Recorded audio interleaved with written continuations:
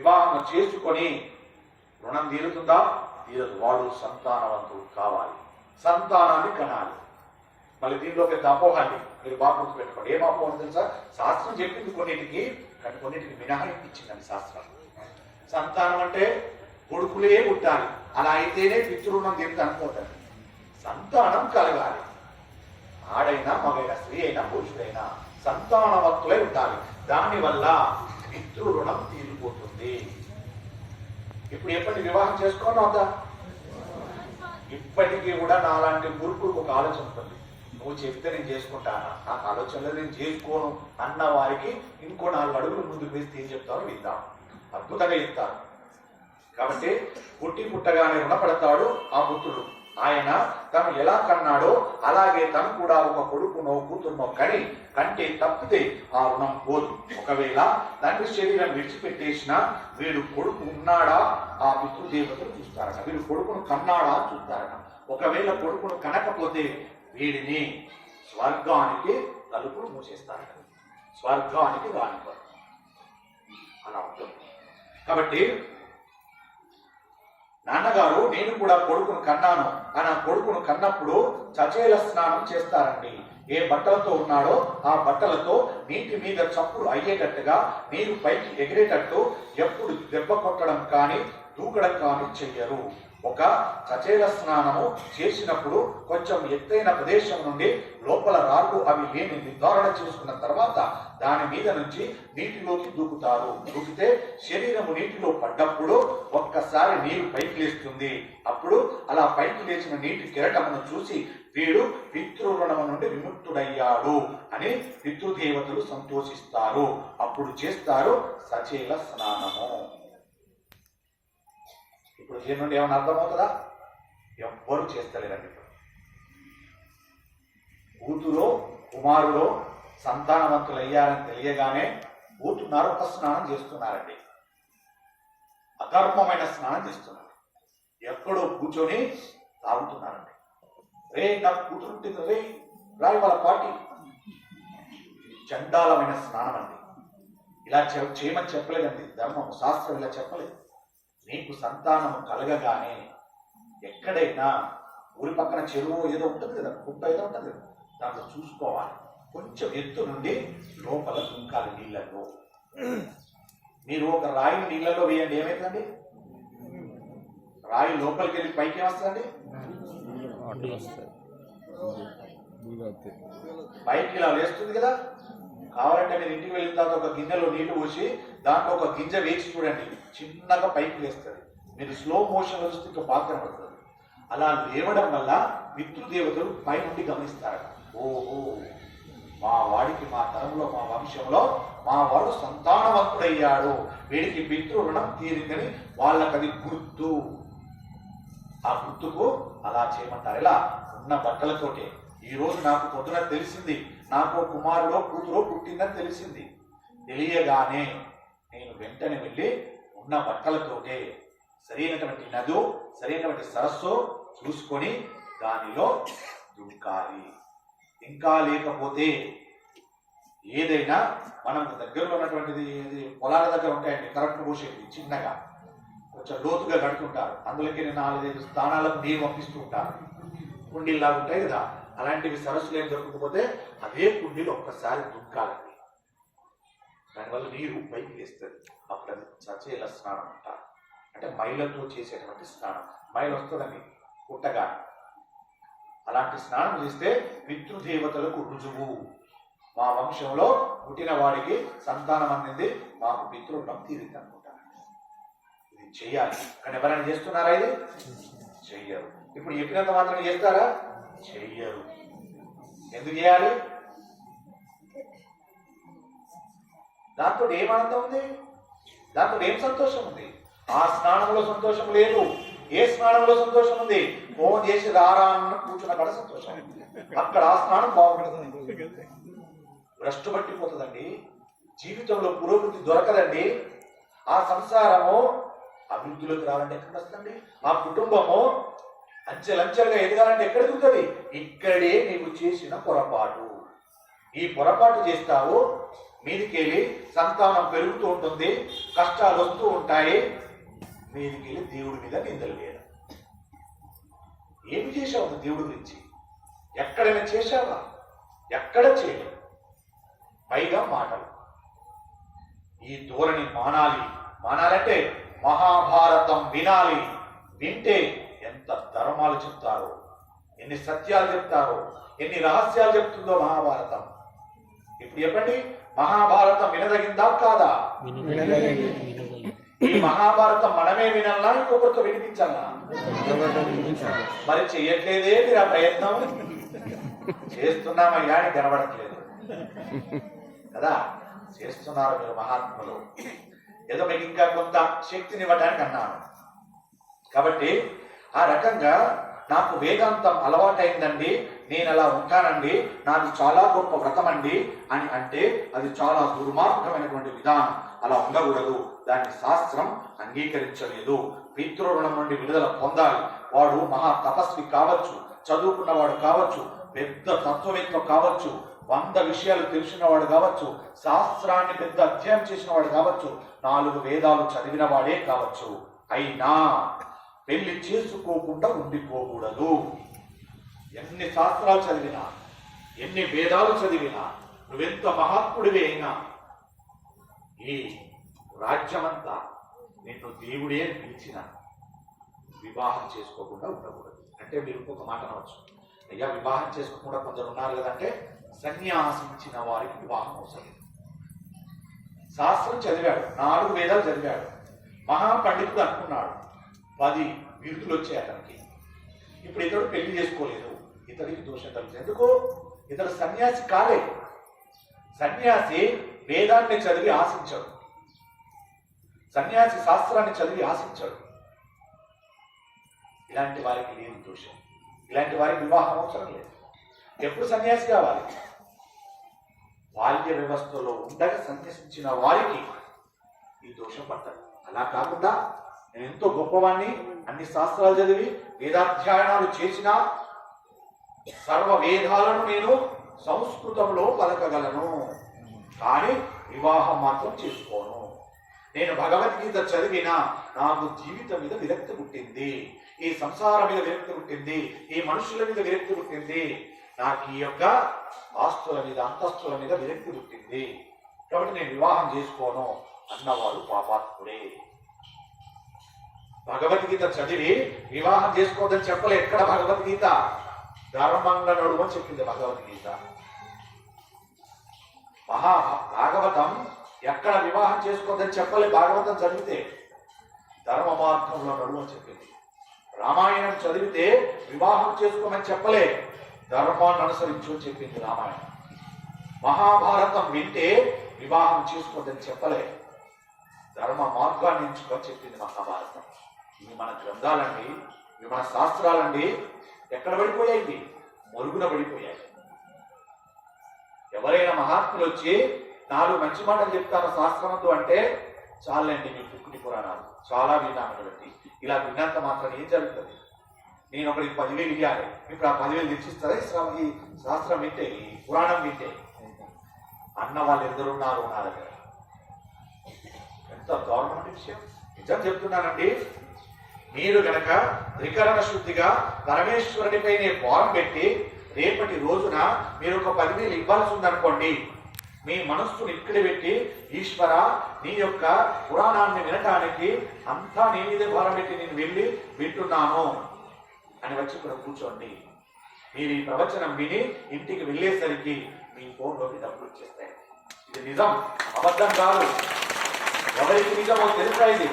ఇది కట్టుకథలాగా చూసుకోకండి. ఎవరికి నిజమో త్రికరణ శుద్ధిగా సంకల్పం చేసుకుని వచ్చిన వాడికి పెరిగెత్తుంది.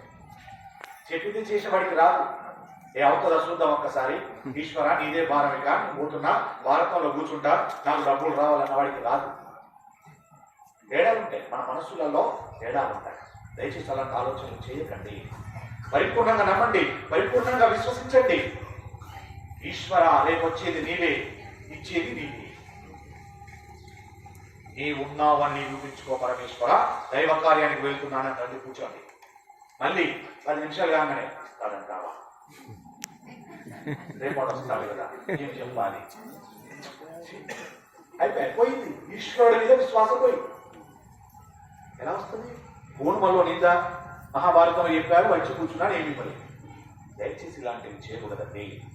కాబట్టి అప్పుడు అంటారు, ఇక్కడ జరత్కారుడు చేసినటువంటి తప్పేమిటి అంటే పెళ్లి చేసుకోకుండా ఉండిపోయాడు. ఈ జరత్కారుడు ముందే చెప్పారు కదా, ఈయన గురించి చదువుకు చెప్పారు. శాస్త్రాధ్యయనం చేసిన వాడు, శ్రేష్ఠుడు, బ్రహ్మచారి, గొప్ప నియమాలు ఉన్నవాడు, ఊర్ధ్వరేతస్థుడు, వారి అనేటువంటి మాటనే కలలో కూడా రాణించుకోలేదు. వివాహం అనేటువంటి దాన్ని అంత యోగిపుంగవు, అంత గొప్పవాడు. అలాంటి వాడు చేసిన తప్పు ఏమిటంటే పెళ్లి చేసుకోకుండా ఉండిపోయాడు.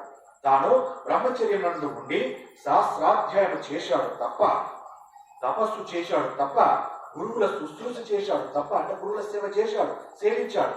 దాని వలన ఆయనకు పితృరుణం తీరింది. కానీ పెళ్లి చేసుకోలేదు, చేసుకోకుండా ఉండిపోయాడు. భార్యను స్వీకరిస్తే పిల్లలు పుడతారు, పిల్లలు పుడితే సంసారం వస్తుంది, సంసారం వస్తే మాయ కమ్ముతుంది, మాయ కమ్మితే మళ్ళీ పుట్టాలి. కాబట్టి అసలు నేను ధారను స్వీకరించను, ఆ యొక్క వివాహాన్ని స్వీకరించను, నేను పాణిగ్రహము చెయ్యను, నాకు భార్య వద్దు, గృహస్థాశ్రమం వద్దు అని ఆయన పెళ్లి చేసుకోకుండా ఉండిపోయాడు. ఎవరండి? ఎవరు మాట?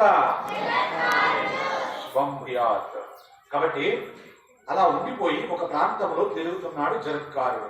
అక్కడ నీటితో కూడినటువంటి చిన్న సరస్సు ఒకటి ఉంది. అక్కడ ఆవురు గడ్డితో చేయబడినటువంటి కొన్ని దుబ్బలు కొన్ని ఉన్నాయి. ఆవురు గడ్డి అంటే ఆవురు వేసిన గడ్డి కదమ్మా. ఆవురు గడ్డి అంటే ఇట్లా గట్టిగా ఉంటాయి, లోపలికి ఉంటాయి, తీకితే కింద అన్ని చిన్న చిన్న వేర్లుగా వస్తుంటాయి. కోసి పశువులు కూడా వేస్తారు గడ్డి. వరి కాకుండా ఉంటుంది గడ్డి, కరకలాగా ఉంటుంది కానీ ఒక వెడల్పుగా ఉంటుంది. అలాంటివి కొన్ని దుబ్బగడ్డలు అక్కడ ఉన్నాయట, సరస్సు పక్కన ఉన్నాయట. చూడండి, ఇక్కడ చాలా రహస్యం ఉంది, బాగా పట్టుకోవాలండి. వివాహం వద్దు అన్న వాళ్ళు తెలుసుకోవాల్సినటువంటి విషయం ఇది. వివాహమే చేసుకోవద్దనుకున్న వాళ్ళు వినాల్సినటువంటి రహస్యం అండి ఇది. కాబట్టి అక్కడ నీటితో కూడినటువంటి చిన్న సరస్సు ఒకటి ఉంది. అక్కడ ఆవు గడ్డితో చేయబడినటువంటి కొన్ని దుబ్బలు కొన్ని ఉన్నాయి. ఆ దుబ్బల వేర్లను ఎలుకలు కొరికేస్తున్నాయి. ఆ దుబ్బల వేర్లు మీరు ఎప్పుడైనా గడ్డిని పీకితే చూస్తారు, ఎంత సన్నగా ఉంటాయి ఏర్లు, చాలా సన్నంగా ఉంటాయి వేర్లు. ఆ వేర్లను ఎలుకలు కొరుకుతున్నాయి. ఒకే ఒక్క వేరు ఉందట, అన్ని కొరకగా ఒక్క వేరు ఉందట. ఆ వేరుతో ఉన్న గడ్డి దుబ్బకి గడ్డి పరకలు చాలా ఉన్నాయి. ఆ పరకలను పట్టుకొని కొంతమంది తల క్రిందులుగా వేలాడుతూ సూర్య కిరణములు తింటున్నారు. వాళ్ళను చూసి ఈయన ఇదొక గొప్ప తపస్సులా ఉంది అనుకున్నాడు. ఎవరు? జరత్కారుడు అనుకున్నాడు. ఆయనకు చిత్రంగా కనబడేది, ఈ చిన్న గడ్డి కోరకలేమిటి, వీటిని పట్టుకుని తల కిందలు పెట్టడం ఏమిటి, ఇదేమి తపస్సు, చాలా బాగుంది, ఇది నేను కూడా ప్రయత్నం చేస్తే బాగుండును అనే ఆలోచన కలిగి వాళ్ళు ఎలా ఉంటారు? వారికి భోజనాలు లేవు, సూర్యకిరణాలు మాత్రమే భుజిస్తున్నారు. వారు అంతటి స్థితిలో అక్కడ వారు వేలాడుతున్నారు. వాళ్ళను చూసి ఆయన ఇదొక గొప్ప తపస్సులో ఉందనుకున్నాడు జరత్కారుడు. ఒక వేరున్న గడ్డి, దుబ్బకున్నటువంటి గడ్డి పలకలను పట్టుకొని ఇంతమంది తలకిందులుగా వేలాడుతూ సూర్యకిరణములను మాత్రమే తింటున్నారు. వీరందరూ గడగడా వణుకుతున్నారు, తలలు కంపిస్తున్నాయి, నాడులు పైకి వచ్చి ఉన్నాయి. ఇంత గొప్ప తపస్సు ఎలా చేస్తున్నారు? దీని గొప్పతనం ఏమిటో నాకు చెబితే నేను కూడా ఈ తపస్సు చేస్తాను అన్నాడు జరత్కారుడు. అప్పుడు ఆ తలకిందులుగా వేలాడుతున్న వారు అంటున్నారు, గొప్ప రహస్యాన్ని చెప్తున్నారు. మనం కూడా ఇలానే ఉంటాం. ఎవరో ఏదో చేస్తున్నారని, ఓ ఏదో చాలా గొప్పగా ఉంది, ఇది కూడా చేస్తే బాగుంటుంది. దాని ఆంతర్యం వేరుగా ఉంటుంది, పట్టుకోవాలి, పట్టుకుంటే తెలుస్తుంటుంది. ఇప్పుడు వాళ్ళు అంటున్నారు, అక్కడ వేలాడుతున్నటువంటి వాళ్ళు అంటున్నారు, నాయన ఇది తపస్సు కాదురా, ఇది మా ప్రారంధము అన్నారు. నేను తపస్సు చేయట్లే, మా ప్రారంధం. ప్రారంధం అంటే ఏంటండి? మనం చేసిన పాపాలు మనం బ్రతుకున్న నాలు అనుభవించేదాన్ని ప్రారంధ కర్మ అంటారు. ఇంకోటి ఆగామి కర్మ. మనం చెప్పుకున్నాం కదా, ఆగామి కర్మ అంటే మనం వెళ్ళేటప్పుడు అంతా ముల్లె కట్టుకొని ఓ సంచిలా ఇస్తారు, అది పట్టుకొని వెళ్ళిపోతాం, ఆగామి కర్మ. దాన్ని తీసుకెళ్ళి ఎందులో వేయాలి?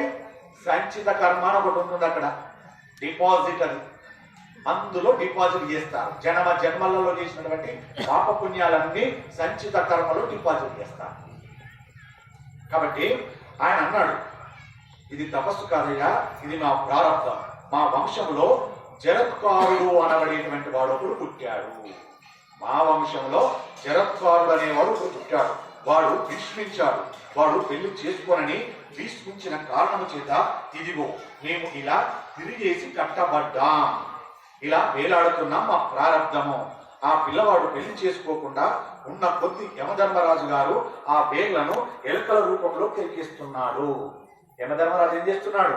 ఆ ఉన్నటువంటి సన్నటి వేళ్లను ఒక్కొక్కటి ఎలుకలను పంపించి కోరికేస్తున్నాడు. మా ప్రారంభం ఏమిటంటే కొద్ది కాలంలో కింద పడిపోతాడు. ఆ రకంగా జరిగిపోతుంది మాకు. మా ప్రారంభం కొద్ది మా వంశంలో ఒకడు ఉన్నాడు, వాడి పేరు జరత్కారుడు. వాడు వివాహం చేసుకొని భీష్మించుకొని కూర్చున్నాడు. మా ప్రారంభం ఇలా ఏడ్చిందని అక్కడ ఉన్నటువంటి వారు తలకిందులుగా తపస్సు చేస్తున్న వారు మాట్లాడారు. ఆ పిల్లవాడు పెళ్లి చేసుకోకుండా ఉన్న కొద్దీ యమధర్మరాజు ఇలాంటి శిక్ష మాకు వేస్తున్నాడు. కాబట్టి మేము చాలా ధార్మికంగా జీవించాం, మేము చాలా గొప్ప తపస్సులు చేశాం, కానీ ఉపయోగం లేకుండా పోయింది. మా వంశంలో పుట్టినవాడు పెళ్లి చేసుకోవడం మానివేశాడు. దాని వలన ఇంకొక వేరు ఉండిపోయిందిగా. ఇంకొక వేరుంది. ఈ వేరును పట్టుకొని మేము అందరం వేలాడుతున్నాం. ఎలా? తల కింది పెట్టి కాలు పై పెట్టాం. ఇప్పుడు మన అందరినీ కూడా ఒక్క నిమిషం పాటు తల కింది పెట్టి కాళ్ళు పైకి పెట్టినట్టు ఉండగలుగుతామా? మనతో అవుతుందా? కాదు కదా. మరి నిమిషానికి మనం ఇంత బాధపడితే మరి ఆ మహాత్ములు తరాల కొద్ది నుండి అలానే ఉన్నారు. ఎంత నరకం అండి అది. నరకానికి కారణం వీళ్ళు చెప్పుకుంటున్నారు, మా వంశంలో పుట్టినటువంటి జరత్కారుడు అని చెప్పేస్తున్నారు. కానీ ఇక పెళ్లి చేసుకుంటారని అంగీకరించి పెళ్లి చేసుకుని ఒక కొడుకును కనటానికో ఒక కూతురును కనటానికో ఆ సమయాన్ని వాడు వినియోగించుకోవట్లేదు. దాని వలన మేము ఇంత ప్రారంధాన్ని అనుభవిస్తున్నాం. కాబట్టి చాలా కొద్దిగా మిగిలి ఉందిగా. వాడు కానీ ఈ కాస్త సమయంలో కూడా పెళ్లి చేసుకోకుండా అలాగే ఉండిపోతే ఆ ఒక్క వేరు యమధర్మరాజు గారు కొరికేస్తారు ఏలక రూపంలో. అది కొరకగానే వెంటనే మేము అధోలోకంలోకి వెళ్ళిపోతాం. అధోలోకం అంటే పాతాళ లోకానికి వెళ్ళిపోతాం, పాపభూషించినటువంటి లోకానికి వెళ్ళిపోతాం. ఎవరి కారణంగా? వారి వంశములు పుట్టిన జరత్కారుడు. ఇలా ఏ కారణంగా? వారు వివాహము చేసుకోని కారణంగా. ఇప్పుడు అర్థమవుతుందా? వివాహము చేసుకోవద్దని భీష్మించుకొని కూర్చున్న వాళ్ళది ఇంకా కొద్ది నిమిషాల్లో చెప్తారు ఏం జరుగుతుందో అనేటువంటి. ఎంత దారుణంగా ఉంటుందో చూడండి. వివాహము చేసుకొని అన్నటువంటి స్త్రీ గాని పురుషుడు గాని భీష్మించుకొని కూర్చుంటే వారి తరాల్లో ఉన్నటువంటి పెద్దలందరూ కూడా ఇలానే వేలాడదీసి యమధర్మరాజు అన్ని కష్టాలు పెడతాడండి. గుర్తు పెట్టుకోండి దయచేసి. నరకాన్ని అనుభవిస్తామని ఈ ఆలోచన విరమించాలని చెప్తుంది. అందుకే మహాభారతం వినాలి. ఎన్ని రహస్యాలు చెప్తారు, అద్భుతమైనటువంటి రహస్యాలు చెప్తారు. కాబట్టి దాని వలన వాడు అధోలోకాలకు వెళ్ళిపోయేటువంటి స్థితి మాకు తీసుకొచ్చి పెట్టాడు. మేము చెయ్యని పాపమునకు, మేము చెయ్యని నేరమునకు ఒక దూర్తుడైనటువంటి కొడుకు పెళ్లి చేసుకోకుండా ఉండిపోయి తాను లోకమును ఉద్ధరిస్తున్నానని చెప్పుకు తిరుగుతూ తపస్సు చేస్తున్నానని చెప్పుకుంటున్న వాడి వల్ల మేము ఇంతటి నేరమును ఇంతటి కష్టాలను పొందుతున్నామని ఎవరితో చెప్తున్నారండి? జరత్కారుడితోనే చెప్తున్నారు. వారు వచ్చిన వాడు జరత్కారుడు అని తెలియదు, కానీ ఆయన కూడా చెప్తున్నారు. అప్పుడు వాడు తపస్సు చేయనక్కర్లేదు. ఎందుకండి తపస్సు? కూడా వివాహం చేసుకోకుండా ఎందుకండి శాస్త్రాధ్యాయము, ఎందుకండి వేదాధ్యాయము? వరుల సేవ చేస్తున్నానని వెళ్ళిపోతున్నాడు వివాహం చేసుకోకుండా. అవన్నీ అవసరమా వాడికి అని ఆ పెద్దలు అంటున్నారు.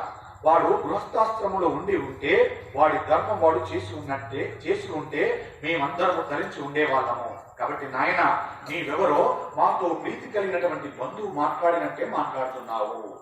నీకెప్పుడైనా మా వాడి పేరు జరత్కారుడు, వాడు నీకు కనబడితే మా బతుకు ఇలా ఉన్నది అని వాడికి చెప్పవయ్యా అని చెప్పారు. అక్కడ ఉన్నటువంటి కిందికి తలలు పెట్టి వేలాడుతున్నటువంటి మహాత్ములు.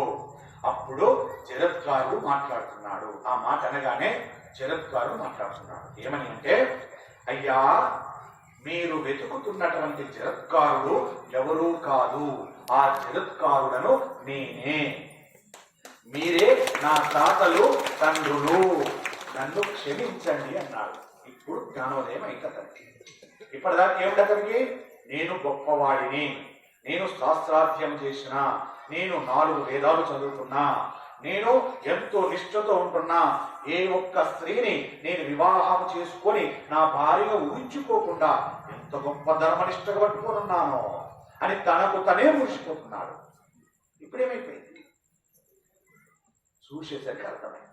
మరి అయ్యా మీరు అనవచ్చు, మా ఇంట్లో ఒకరున్నారండి, అబ్బాయో అమ్మాయో, వివాహం చేసుకోనని భీష్మించి కూర్చుందండి. మరి ఆమె కూడా ఇలాంటివి చూయిస్తే చేసుకుంటుందేమో అంటారేమో. వస్తుంది కదా. ఈ దేహమే పెద్ద సందేహం.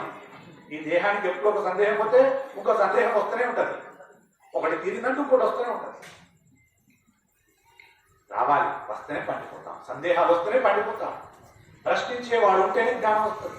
ప్రశ్నించేవాడు లేకపోతే జ్ఞానం రాదు. మన జ్ఞానం పండాలంటే ప్రశ్నించాలి. కాబట్టి ఆ రకంగా జగత్కారుడు నేనే అన్నాడు. మీరే నా తాత తండ్రులు. నేను ఎంత అపరాధం చేశానో ఇప్పుడు నాకు తెలిసింది. ఏమిటో ఇన్నాళ్ల నుండి పెళ్లి చేసుకోకుండా ఉండిపోవడం గొప్ప అని భావించుకున్నాను. పెళ్లి చేసుకోకపోతే గొప్ప అనుకున్నాను. సన్యాసి చేసుకోకూడదండి పెళ్లి, ఆయన గొప్పే. కానీ సన్యాసించకుండా ఉండి పెళ్లి చేసుకోకుండా ఉంటే మాత్రం పాపం.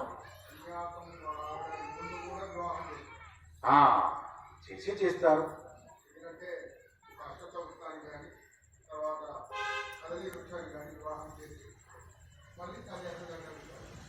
అంటే నీవు ఈ ఆశ్రమంలో కూడా వచ్చావు, ఈ ఆశ్రమం అయిపోయింది, జీర్ణమైపోయింది.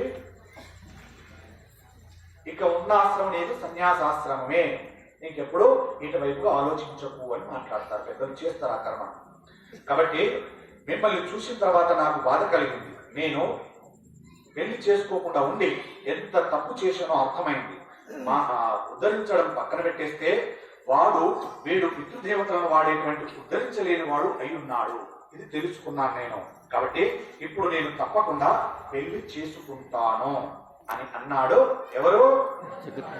జగత్కారుడు. మిమ్మల్ని చూసిన తర్వాత నాకు బాధ కలిగింది.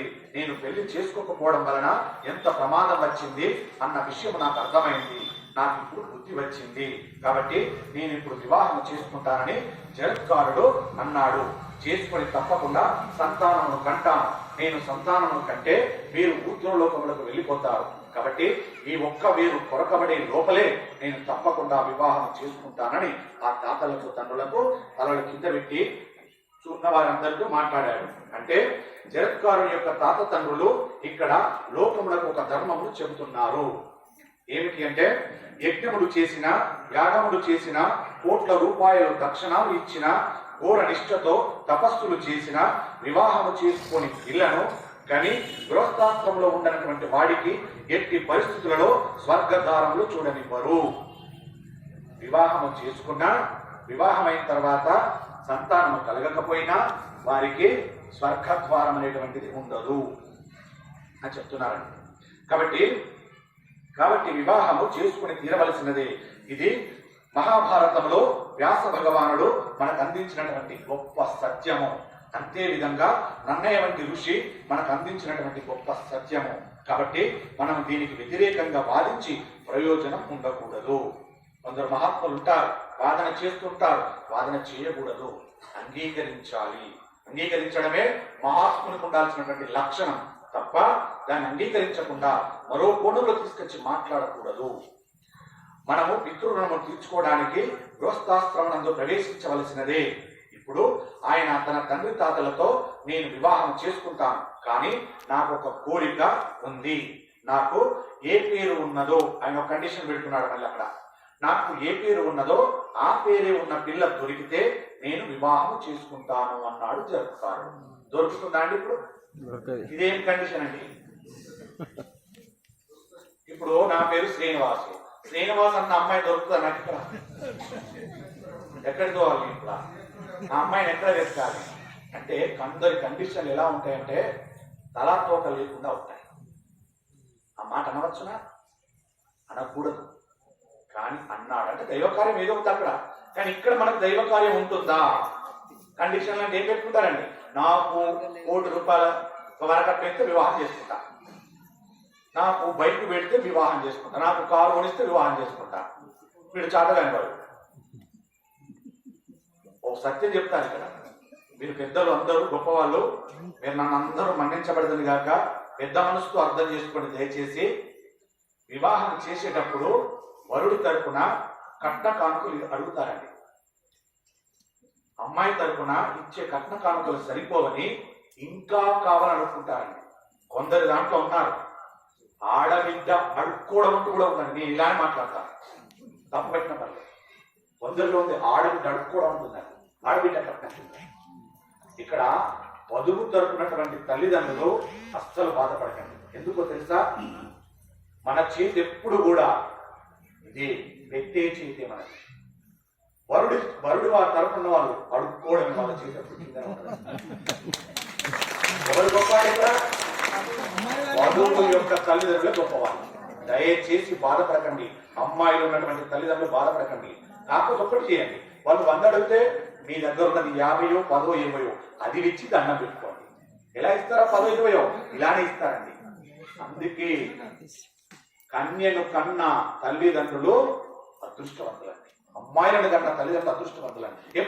వాళ్ళు ఎప్పుడు పెట్టడమే, అబ్బాయి తరపున తల్లిదండ్రులు అడుక్కోవడమే. పండుగ వచ్చిందా ఏం పెడతావు? దీపావళి వచ్చిందా ఏం పెడతావు? దసరా వచ్చిందా ఏం పెడతావు?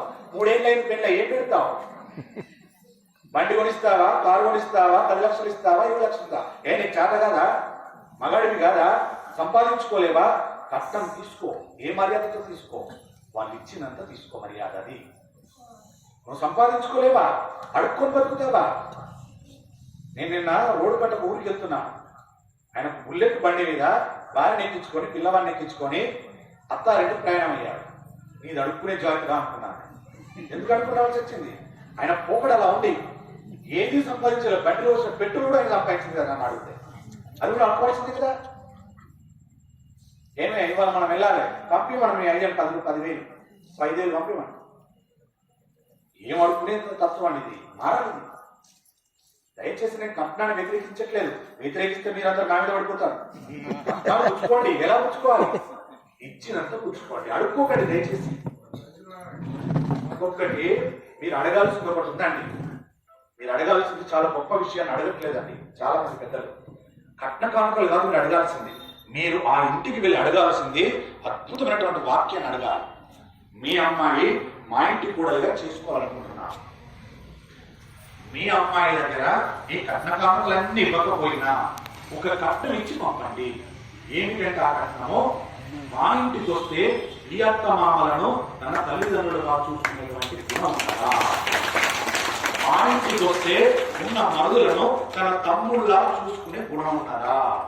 మా ఇంటికి వస్తే తన ఆడబిడ్డలను తన అక్క చెల్లెల్లాగా చూసుకునే ఉన్నదా? మా ఇంటికి వస్తే అత్త మామలు ఎప్పుడైనా అధికారంతో 2 మాటలంటే నవ్వి ఊరుకునే గుణం ఉన్నదా? ఎవరైనా మా ఇంటికి అతిథులుగా వస్తే ఆదరించి నీళ్ళిచ్చేటువంటి సంస్కారం ఉన్నదా? ఇలాంటి కట్నాలు మీరు మీ అమ్మాయికి ఇచ్చి పంపండి మా ఇంటికి అనేటువంటి పెద్దవాళ్ళు ఉన్నారా? ఎవరైనా పొరపాటున నా పోటీగా అక్కడికి వచ్చి కూర్చుని లాంటి పెద్దలు తీసుకెళ్ళి కూర్చుని అడిగిపిస్తే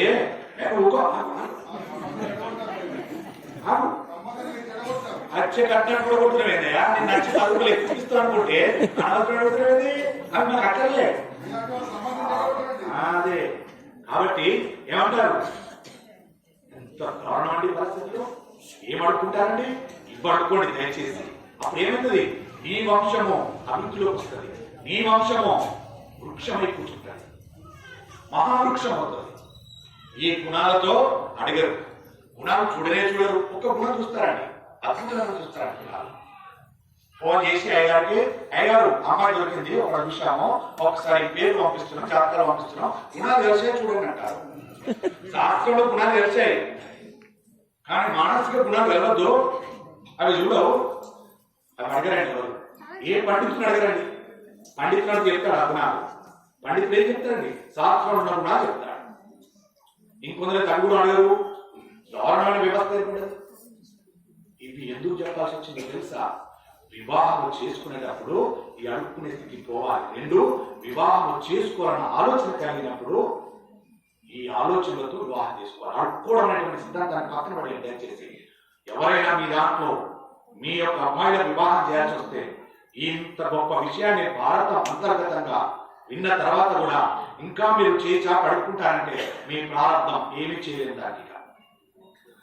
కాబట్టి ఇప్పుడు ఆయన అన్నాడు, నేను వివాహం చేసుకుంటాను, కానీ నాలాంటి పేరు ఉన్నటువంటిది జరత్కారు దొరికితే వివాహం చేసుకుంటానన్నాడు. అటువంటి ఆలోచన రావడానికి కారణం ఉంది. ఎందుకు రావాలి ఆలోచన అంటే, వాసుకి చెల్లెలు జరత్కారుని ఉన్నది. అందుకే ఆలోచన ఎవరు కలిగించారు? పరదేవత కలిగించింది ఆలోచన. అప్పుడు వాసుకి చెల్లెలు జరత్కారుని చేసుకుంటే తప్ప, తద్వారా మహాపురుష జననం జరిగితే తప్ప జనమేజయుడు సర్పయాగం చేసేటప్పుడు పాముడు రక్షించేవాడు పుట్టాడు. అందుకని అటువంటి మహాపురుష సంపర్కము చేత మహా తేజోవంతుడైనటువంటి కొడుకు పుట్టాలి. ఇప్పుడు జరత్కారుడు పిల్ల కోసం దేశమంతా తిరుగుతున్నాడు. అలాంటి పిల్ల దొరికితే నేను చేసుకుంటానన్నాడు. మరి అక్కడ ఉన్న పరిస్థితి ఏమిటండి? ఇంకొకటే వేరు మిగిలింది. ఆ ఒక్క వేరు కనుక తెగిపోతే వారు పాతాళలోకి వెళ్ళిపోతారు. అంటే సాధ్యమైన తొందరగా వివాహం చేసుకోవాలి. చేసుకోవాలంటే అది ఒక కండిషన్. మళ్ళీ ఎందుకు పెట్టాల్సి వచ్చింది? వారిద్దరికి కలిగినటువంటి పుత్రుడే కాపాడగలుగుతాడు. కాబట్టి సంబంధం కోసం వెతుక్కోవాల్సినటువంటి పూచి పెళ్లి కూతురు తండ్రిది కాదండి. ఇక్కడ విషయాన్ని చెప్తున్నారు మనకు. అలా తిరుగుతుంటే అలా తిరగవచ్చునా? మీరు అనుమానం పడక్కర్లేదు. పెళ్లి చేసుకునేటప్పుడు సంబంధం కోసం వెతుక్కోవాల్సినటువంటి పూచి పెళ్లి కూతురు తండ్రిది కాదండి, పెళ్లి కొడుకు తండ్రిదండి. పెళ్లి కొడుకు తండ్రే వెతకాలి అమ్మాయి గురించి. కానీ మన ప్రారంభం కొద్దీ అమ్మాయి తరపున తల్లిదండ్రులే వెతుక్కుంటున్నారు. అందుకే అబ్బాయి తరపున ఇండ్లన్నీ భ్రష్టు పట్టిపోతున్నాయండి. ఎందుకో తెలుసా? అబ్బాయి తల్లిదండ్రులు వెతకాలి. ఎందుకు వెతకాలి? నా వంశాన్ని ఉద్ధరించేటువంటి మహాత్మితమైనటువంటి మహా చక్కటి గుణాలు కలిగినటువంటి అమ్మాయి ఎక్కడ ఉన్నది, ఏ ఇంటిలో ఉన్నది, ఆ ఇంటిలోకి వెళ్ళి అటు 7 తరాలు ఇటు 7 తరాలు పరిశీలన చేయాలి. కనీసానికి ఇప్పుడు, అప్పుడంటే అలా చూశారు, ఇప్పుడైనా 3 తరాలు చూడాలని. ఎందుకు చూడున్నారు? ఆ 7 తరాలలో ఎక్కడో ఒక మహాత్ముడు పుట్టి ఉంటే, వాడు ఎప్పుడో కాలం చేసి ఉంటే, మళ్ళీ ఆ తరంలోంచి, ఆ ఇంటిలోంచి, ఆ వంశంలోంచి ఈ అమ్మాయిని తీసుకొచ్చుకుని నా ఇంట్లో పెట్టుకుంటే నా వంశంలో ఆ వంశాన్ని ఉద్ధరించిన వాడు కూడా పుడతాడు. అందుకు 7 తరాలు చూడమంటారండి. అది చూడలేదు. అర్థమవుతుంటే 7 తరాలలో ఉండదు లేదు వదిలేదు. ఈ కులంలో నాకు ఇచ్చేంత ఉందా నీ దగ్గర, అప్పు చేసేంత ఉందా నీ దగ్గర, అమ్ముకుంటే వచ్చేంత ఉందా నీ దగ్గర? ఇవి ఆలోచించి పిల్లలు తెచ్చుకుంటున్నారు, వివాహాలు చేస్తున్నారు. ఏమవుతున్నాయి? ఇంట్లో అధోగతి పాలవుతున్నాయి. ఏ ఇంట్లో సుఖశాంతులు ఉన్నాయి? ఏ ఇంట్లో కోడలు అత్తమాలను చక్కగా చూసుకుంటున్నారు? ఏ ఇంట్లో కోడలు మరులను చక్కగా చూసుకుంటున్నారు? ఏ ఇంట్లో కోడలు వచ్చినటువంటి అతిథులను మర్యాదగా చూస్తున్నారు? ఎంత దారుణం అండి! ఇలాంటి ఇల్లు పురోగతి చెందుతాయా? ఇలాంటి ఇల్లు పేరుకొస్తాయా? ఇలాంటి ఇళ్లలో మానసిక ప్రశాంతత ఉంటుందా? ఇలాంటి ఇళ్లలో అన్నం బరకత వస్తుందా? చేసేటువంటి వ్యాపారాలు పైకి వస్తారా? ఒక్క నాటికి రాదు. చిన్న చిన్నవి మనం మర్చిపోతున్నాం. బేసిక్స్ ఇక్కడ తెలియదంటే అందరికీ తెలుసు, అందరూ గొప్ప మహాత్ములే, అన్ని విషయాలు తెలుసు. తెలియదంటే ఏం తెలుసుకోవాలి, కానీ బేసిక్స్ తెలియవు. అవి మనం మర్చిపోతున్నాం. ఎందుకు తెలియదు తెలుసా? దాంతో ఏం అవసరం, అది నాకెందుకు? బేసిక్స్ ఇందాక చెప్పినటువంటి గుణాలు కలిగినటువంటి అమ్మాయిని వెతకడం బేసిక్స్ అండి. ఇవి అటు ఏం కలుగుతారు మాకు అవసరం అండి. పైన ఏం కావాలి? కట్నాలు ఎన్ని ఇస్తావు, ఎంత రంగరంగ వైభవంగా చేస్తావు, వివాహాన్ని ఎక్కడ చేస్తావు, ఏం పెట్టి తీసుకొస్తావు, ఇలాంటివి మానుకోవాలి. ఎంత అద్భుతంగా మాట్లాడుతుందో చూడండి. కాబట్టి అలా వెతుక్కుంటూ ఉంటే వాసుకి చూశాడు ఒక చోట. చూసి వాసుకి గబగబ జరత్కారుడి దగ్గరికి వచ్చాడు. వచ్చి ఆయన అంటున్నాడు, వాసుకి ఎవరండి? ఇందాక చెప్పుకున్నాం కదా. ఆయన అంటున్నాడు, నీవు బ్రహ్మచారి, నీవు బ్రహ్మచారి, సన్యాసి, బ్రహ్మచారి ఇద్దరు భిక్ష పుచ్చుకోవచ్చు. నీవు బ్రహ్మచారి కాబట్టి నేను నీకు భిక్ష ఇద్దామనుకుంటున్నాను. నీది అద్భుతమైనటువంటి వంశం, మా వంశం కూడా చాలా గొప్పది. మీ వంశంతో బియ్యం అందడం వలన ఇవాళ మా వంశం ధన్యత చెందింది. నాకు ఒక చెల్లెలు ఉంది. ఆమె పేరు జరత్కారు అన్నారు. నీ పేరు జరత్కారుడు, మీ ఇద్దరి పేర్లు గుణములు కూడా కలిశాయి కాబట్టి నా చెల్లెలను నీకు ఇచ్చి వివాహం చేద్దాం అనుకుంటున్నాను అన్నారు. ఎవరు? కాబట్టి వివాహములు అన్నింటికన్నా ప్రధానం గుణములు కలియుట. ఆయన గుణము ఎటువంటిదో వీళ్ళ గుణము కూడా అటువంటిదే అయితే ఇద్దరు సంతోషంగా ఉంటారు. గుణం అన్న విషయం వచ్చింది కాబట్టి ఇక్కడ చాలా మంది శాస్త్రం దగ్గరికి వచ్చి 36 గుణాలు ఉంటాయి, ఆ 36 గుణాలలో తక్కువలో 18 గుణాలు కలిస్తే వివాహం చేయవచ్చు అంటారు. 18 గుణాలు కాదండి, నన్ను అడిగితే 36 గుణాలు కలిసాయి. శాస్త్రం చెప్పింది ఈ అమ్మాయికి ఈ అబ్బాయికి 36 గుణాలు కలిసి వివాహం చేయవచ్చని సర్టిఫికెట్ ఇచ్చేసింది శాస్త్రం. ఇంకొక జంట వచ్చింది, వారిని చూస్తే వీరిద్దరు వివాహం చేసుకోవద్దు, గుణాలు కలవలేదు, 10-5 గుణాలు కలిశాయి, వివాహం అవుతుందో చెప్పిందండి శాస్త్రం. కానీ ఇక్కడ వద్దు అన్న జంట వివాహం చేసుకున్నారు. శాస్త్రం సర్టిఫికేట్ ఇచ్చినటువంటి 36 గుణాలు కలిసిన జంట వివాహం చేసుకున్నారు. ఇలా కొంతకాలం గడిచిందండి. గడిచిన తర్వాత ఈ ఇద్దరిని పిలిచారండి. మళ్ళీ వద్దు అన్న జంట వివాహం చేసుకుని పిలిచారు, చేసుకోన్న జంటను పిలిచారు. 5 ఏళ్ళు పిలిచారు. పిలిచి కూర్చున్నట్టు ఒక ప్రశ్న అడిగారు.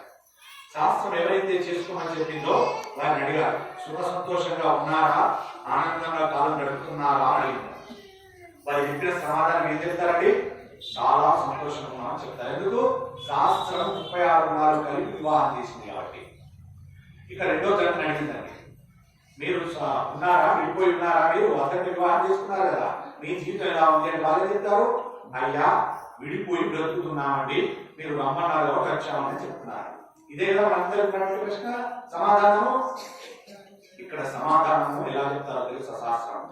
ఈ 36 గుణాలు కలిసినటువంటి జంటను అడిగితే నిత్యము గొడవలు, మాకు విడిపోవడానికి సిద్ధంగా ఉన్నాం, ఏ క్షణాన్నైనా విడిపోవచ్చు, ఇంకా మేము పరీక్షలో తెలుసుకున్నాం, విడాకుల వరకు ఎప్పుడు విడిపోవచ్చు. మేము ఈ లోపు 5 ఏళ్లలో 2 పిల్లలు వచ్చారు, ఆ పిల్లల పరిస్థితి ఏమన్నా ఎవరికి ఒకటి వస్తుంది అనే మాట 36 గుణాలు కలిసినటువంటి జంట చెప్పిందండి. తర్వాత అసలు మీరు వివాహమే చేసుకోవద్దు అన్న జంట ఆనందంగా చెప్తున్నారు, మేము ఇంకా కలిసి ఉంటాం, ఇంకా 100 ఏళ్ళ ఆయుష్ ఇచ్చినా మేము కలిసి ఉంటాం, మేము విడిపోము, ఇప్పటికి విడిపోకుండా బ్రతుకుతున్నాం, మాకు 4 సంతానం వచ్చిందని చెప్పారు.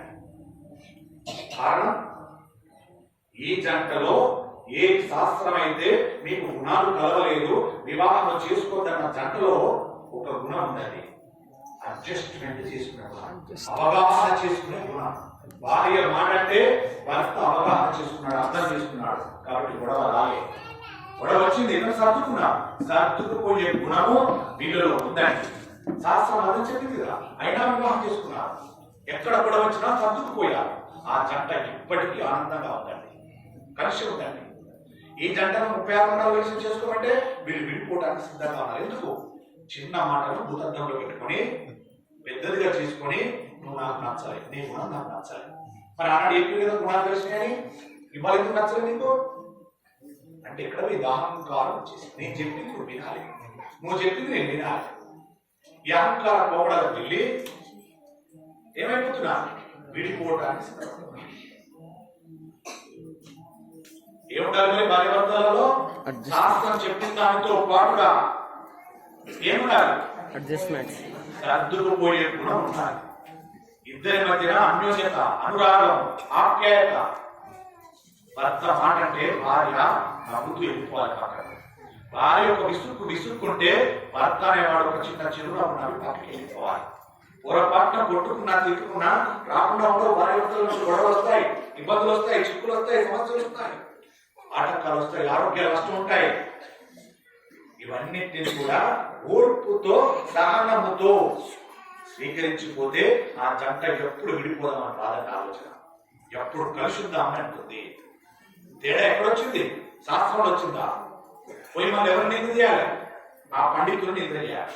ఏమయ్యా గొప్ప పండితుడు అని నీ దగ్గరికి వచ్చి శాస్త్రం చూయించుకొని నువ్వు చేసుకోమంటే చేసుకున్నా వివాహం, విడిపోయాను వాళ్ళ నువ్వు దూర్తునివయ్యా అని పండితుడిని నిందిస్తున్నారు. మీకు ఇక్కడ ఒక రహస్యం చెప్పాలి. వాస్తవానికి ఆ ఇద్దరి కర్మ చెడుగా ఉంది. వారు వివాహం చేసుకోవాలి, నానా నరకాలు పడాలి, ఒకరోజు విడిపోవాలి.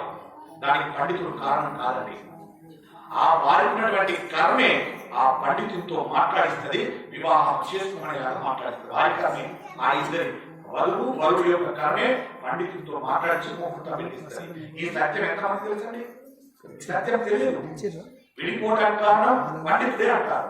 పండితుడే ఎక్కడైనా పండితుడు ఉంటుందో విడిపోవాలని.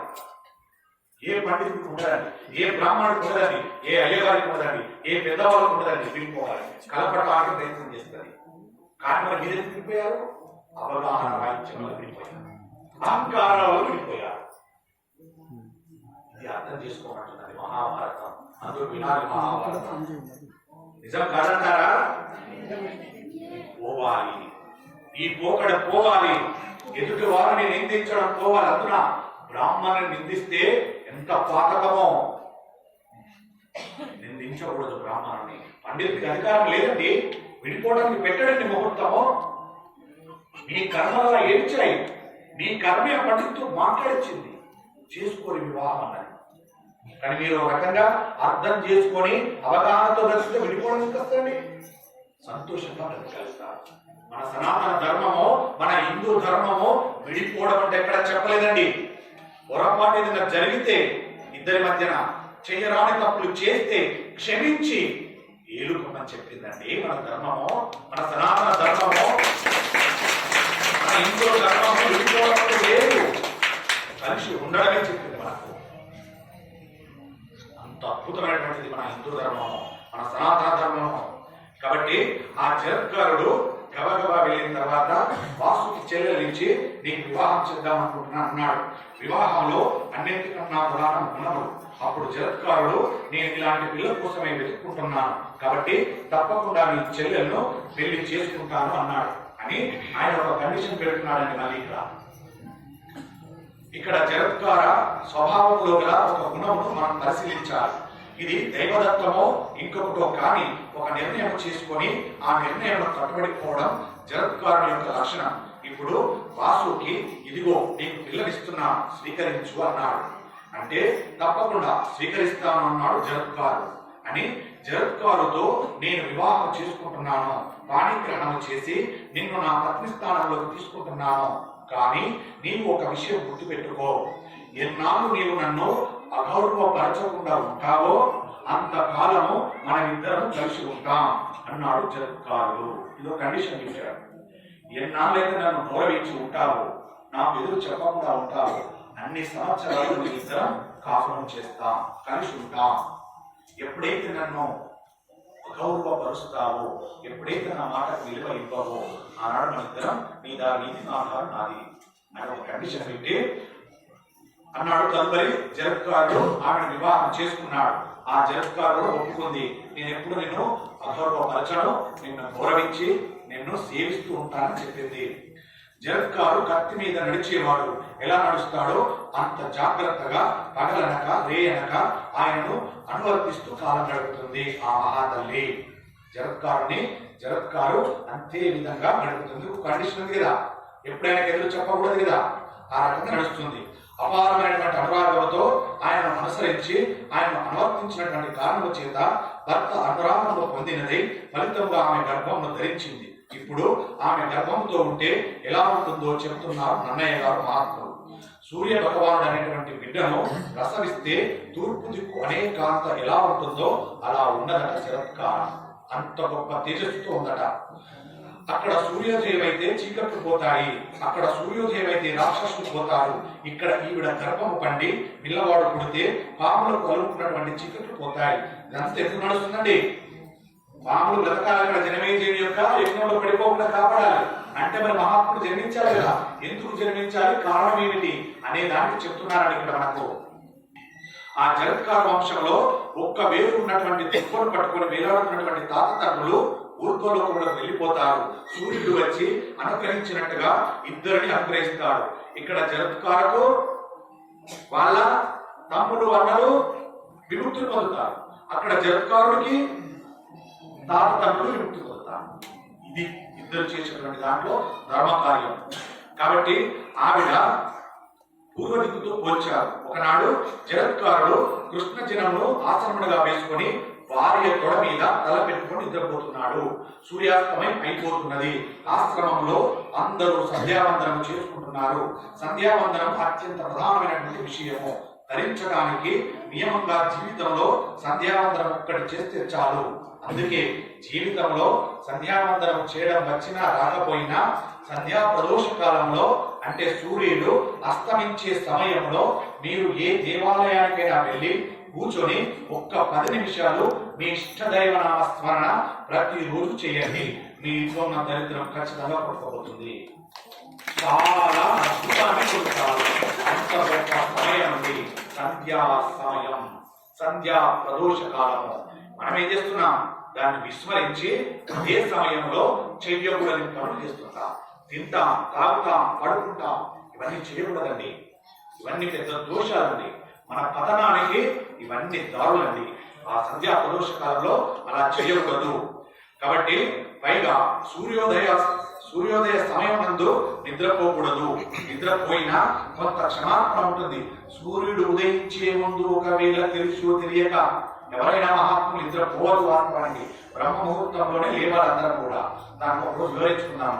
కానీ పొరపాటున ఒక 10 నిమిషాలు లేచిన క్షమించడానికి అర్హత ఉందట. కానీ సంధ్యా ప్రదోష కాలంలో సూర్యుడు అస్తమిస్తున్నటువంటి సమయంలో తెలిసి కానీ తెలియక కానీ అసలు క్షమా ప్రార్థన లేకుండా శపించేస్తారట. నిద్రపోకూడదు. సూర్యాస్తమయ సమయంలో తినకూడదు, సేవించకూడదు. చాలా వివరాలుగా మనం ముందు మాట్లాడుకున్నాం దాని గురించి. కాబట్టి అది ఒక తప్పు. సంధ్యావందనం చేయడం లేదు, అది రెండవ తప్పు. ఇప్పుడు ఆయనను లేకపోతే వేల పట్ల సంధ్యావందనం చేయాలి కదా, చేస్తానని నీకు తెలుసు కదా, నేను నిద్రపోతున్నాను లేకపోవడం నీకు తప్పు కదా అంటాడేమో భర్త. జరత్కారుడు అంటాడేమో అని ఆ జరత్కారుని అనుకుంటుంది. ఆయన ఎక్కడ నిద్రపోతున్నాడు? భార్య యొక్క తొడ మీద నిద్రపోతున్నాడు. భార్య ఎవరు? జరత్కారుని. ఇప్పుడు ఆమె చూస్తుంది, నా ధర్మమును చెరచడము నన్ను అగౌరవపరచడమే అవుతుంది. మీ అన్నయ్య ఇంటికి వెళ్ళిపో అంటాడు. ఒకవేళ నేను లేపితే ఒక బాధ, లేకపోతే ఒక బాధ. ఏం చేయాలి ఇప్పుడు ఆలోచిస్తుంది ఆ జరత్కారు. ఇక్కడ నిద్రపోతున్నటువంటి వాడిని లేపడం కన్నా మహాపాపం ఈ లోకంలో మరొకటి లేదు. అందుకే నిద్రపోతున్న వారిని నిద్ర లేపితే ధర్మకార్యం చెప్పి నిద్ర లేపాలి. మనం చాలా మందిని పిల్లలు కానీ భార్య భర్త కానీ భర్త భార్యని కానీ పెద్దల్ని కానీ నిద్ర లేపుతుంటాం. ఎలా లేపుతుంటాం? స్కూల్ టైం అయింది లేవా, కవాలను ఏదో భయపెట్టించి ఇబ్బంది పెట్టించి లేపుతుంటారు. అలా లేకపోవడం. సపోజ్ భర్త ఏదో పని మీదకి వెళ్ళాలి, ఆఫీస్ టైం అయిపోయింది అనుకోండి, సరసరా వెళ్ళేసి ఇలా చేస్తే అదోషం పట్టుకుంటుంది. ఏదైనా ఒక ధర్మకార్యం చెప్పి చేయాలి. ఏమయ్యా, పూజ చేసే సమయం దాటిపోతుంది. వాస్తవానికి సమయం ఆఫీస్కి వెళ్ళే సమయం దాటిపోతుంది. ఏమయ్యా, పూజ చేసే సమయం దాటిపోతుంది. ఎప్పుడు బ్రహ్మముహూర్తం లేచిన వారే ఇవాళ లేవలేదే అని నిద్ర లేపండి. ఓంకారాన్ని చెప్పి నిద్ర లేపండి. లేదా మీ ఇష్టదేవ ప్రార్థన చేసి నిద్ర లేపండి. పిల్లలైనా పెద్దలైనా ఈ దోషాన్ని తెచ్చుకోకండి దయచేసి. తెలుసా ఎవరు చేయాలి ఇంట్లో పూజ? మగవాళ్ళు. చెప్పారా మహాభారతం? చెప్పాను. విన్నారా మీరు మహాభారతం? విన్నాం. కాబట్టి చాలా రహస్యాలు ఉన్నాయి. విన్నారు చాలా రహస్యాలు. మనకంటే ఎక్కువ మనమే పాప. అయ్యో వాళ్ళు ఉన్నటువంటి 10 రోజులు ఆశ్రయించబట్టి మనకి ఆశ్రయం లేదు. మనమే బ్రష్ పెట్టుకుంటున్నాం. అంత మహాత్మ లేదంతా పండిపోయారు 10 రోజులు. కాబట్టి అలా నిద్ర లేపకూడదు. అలా నిద్ర లేపిన ధర్మాన్ని పాడు చేసిన వారు అవుతారు అని ఆయనను నిద్ర లేపాలని నిద్ర లేపుతుంది. ఆ రకంగా లేపిన వాడి ఖాతాలో పాపాన్ని వేస్తారట. ఏదైనా ఇబ్బందికరంగా నిద్ర లేపితే చూడండి, బాగా చెప్పండి. ఇక్కడ పొరపాటున మీరు దైవనామ స్మరణ లేకుండానో మంచి మాట చెప్పకుండానో మీ పిల్లలను మీ భర్తలను మీ పెద్దవాళ్ళను నిద్ర లేపితే మీ ఖాతాలో పాపం పడిపోతారు. పాపం పెట్టుకోండి. ఇక అందరు ఏం చేస్తారు? ఏం కాదు లేపుతాను. లేపితే పాపం పడుతుంది. ఎంత పడుతుంది? ఓ 100 రూపాయలు సంపాదించుకుంటే పాపాన్ని మీరు బాగా జాగ్రత్త ఇవ్వండి. రేపటి నుండి నిద్ర లేపేటప్పుడు తగు జాగ్రత్తగా వహించండి. అందుకే అంటారు ధర్మకార్యములకు మాత్రమే నిద్ర లేపాలి. ధర్మకార్యం చెప్పి చేయాలి, అలా లేపాలి. ఇంకా అప్పుడు ఏమన్నాడు మరి పూర్వకాలంలో ఒక మహాత్ముడు చెప్తున్నాడు, ఎవరు విశ్వామిత్రుడు